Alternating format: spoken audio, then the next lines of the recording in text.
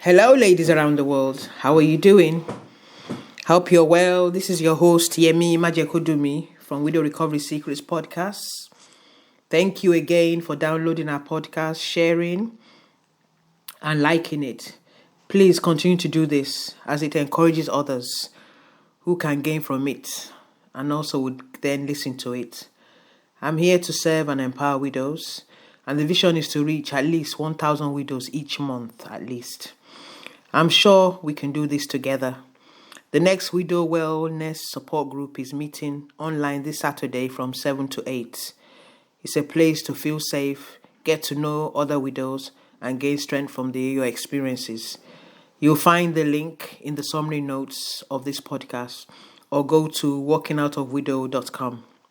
Okay, so today is podcast 123. Wow. And today my topic is about giving you insights into how shame operates in our lives after loss or while you're processing your grief. Today I'm going to look at what the emotion shame means, how it shows up in grief, and how to get rid of it or to avoid it. Do you know that when you live a life of denial of any kind, be it in grief or in personal loss or pain, it can turn in on you as a shame. So shame defined is a painful emotion caused by consciousness of guilt, shortcoming, or impropriety.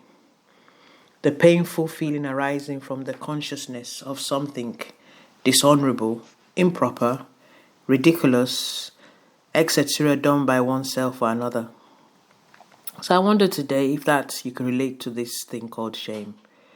Feelings of shame can happen in our lives, especially when we face a traumatic loss, e.g., in this context again, the loss of a spouse. It is so easy to turn in on yourself, recriminating yourself for the tragedy that has occurred. It's a culmination of losing the most special person you vowed to share your future with, not being able to physically fulfill the mandate, not being able to realize the dreams and vision you both planned for your future. And while shame is a negative emotion, it plays a role in our survival as a species. Without shame, we might not feel the need to adhere to cultural norms, follow laws, or behave in a way that allows us to exist as social beings. And since we want to be accepted, it's an evolutionary tool that keeps us all in check. Do you know that when I lost my husband, I felt shame? It was hidden shame, and this was a feeling of blaming myself unconsciously for a while for not being able to keep him alive, as if it was in my power. Until I gained greater insight, I wondered why I felt this way. Shame presents as a product of guilt resulting from grief felt from loss. It doesn't have to be rational. It can present in such a deep felt emotional trauma. Shame can be problematic when it becomes internalized and results in a harsh evaluation of yourself as a whole person. And this inner critic might tell you that you are a bad person, worthless, or have no value. The truth is, how deeply you feel has little to do with your worth or what you have done wrong. So when you look around you and see couples still making great strides together, shame could come into your mind to convince and remind you of what you have lost.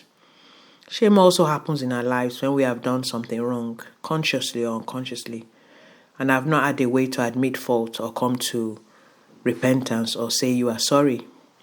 To avoid shame, present itself in your thoughts. You must express your fears and thoughts to someone. This is where the role of counseling, therapy, grief coaching plays significant roles in grief recovery. Having an outlet to express such uncertainty, fears, and shame can only shift your awareness and mindset. Having a forum in which to express this feeling of shame makes it less impactful on your well-being. And that's the benefits of joining a support group like the one I do once every third Saturday of the month. You meet like-minded people. So pretending all is alright when it isn't smothers us with shame.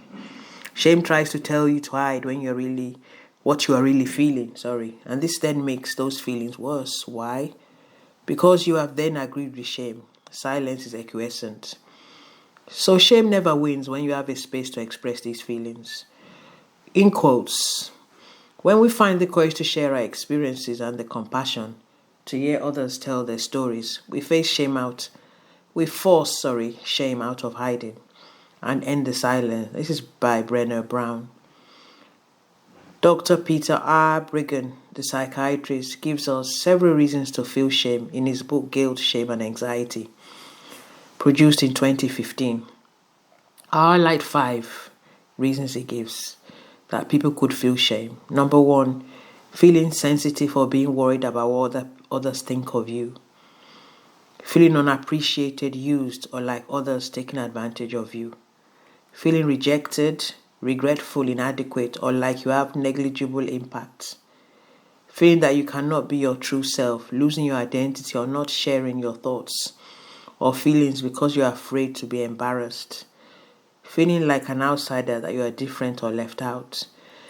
In all the 5 mentioned, there's actually a combination of these kinds of feelings can occur out of grief.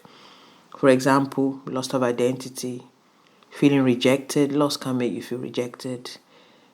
Loss of having been able to share your thoughts with someone that was so close to you, and so it goes on.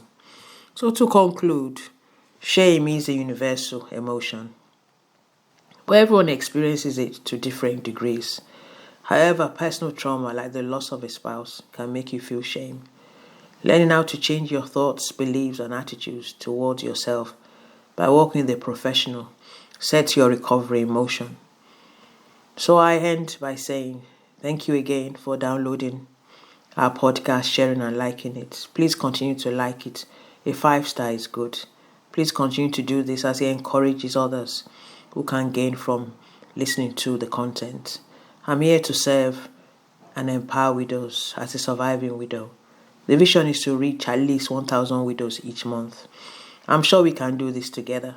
The next widow wellness support group is meeting online this Saturday from 7 to 8 p.m. Tickets come at a very minimal donation. Find the link in the summary notes or go to walkingoutofwidow.com. I'm signing off now. I hope this helps. If you need more, go to my website, Walking Out of Widowed, and read a longer article I've produced this week. Remember again, there's always hope after loss. Whatever stage you're at, you will, and you do get stronger. And greater things are yet to come out of your life. You'll be amazed. For more content to encourage you, as I say again, go to walkingoutofwidow.com. Stay well and stay blessed. Thank you.